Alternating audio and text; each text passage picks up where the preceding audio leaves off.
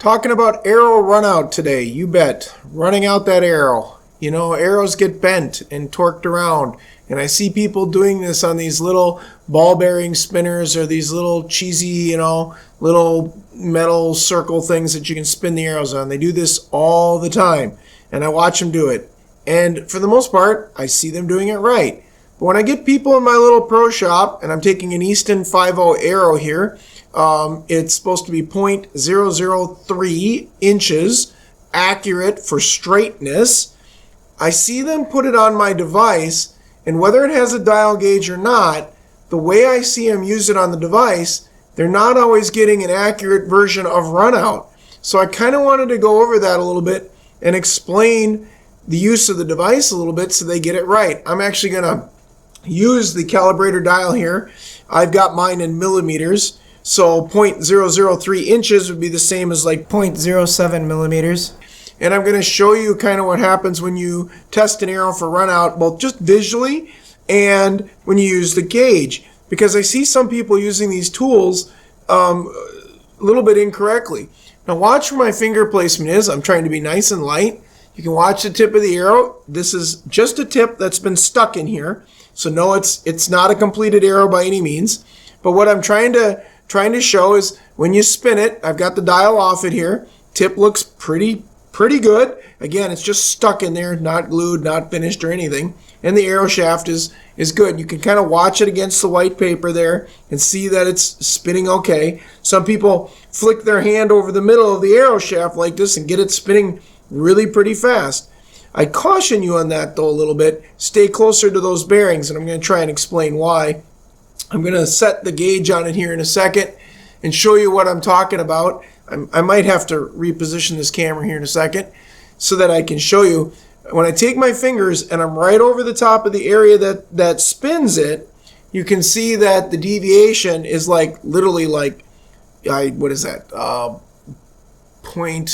That'd be like 0.3 millimeters. I gotta look on the gauge again, but it's very minimal movement, which is great, okay? And that's exactly what I want. Unfortunately, when people come into the shop, I see them sometimes touching the shaft of the arrow, and the shaft, just without even spinning it, you can see how it deflects on the device.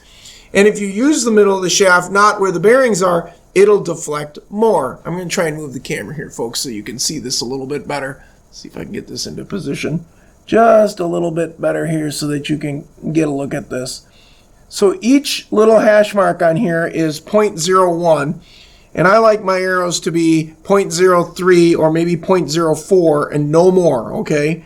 And my team of farm hands and family know that, and they know how to operate the machine. But like I said, when I see people come in the shop, I watch videos online, people don't spin it right over the top of the bearings at either end. I see them just kind of pulling it through their hand through the middle of these devices. Can you watch here as carefully as you can? You can see the deviation isn't much. It might be, 0.03 or 0.04, but it's not much. Notice the deviation when I just lightly touch the shaft, just putting some weight on it with my fingers. It's impressive how much deviation. Now I'm going to spin it in the middle like I see a lot of people do. Now, granted, it's probably still under, 0.07 or something like that, but it's getting up there. You can see it's going way high. And that's because your fingers are putting flexion into the shaft of the arrow. And then I'll have people be like, this arrow must be bad. I can see a little bit of movement on the tip over there that I don't like. And really, that's not the case. You need to stay over the bearings with your hands.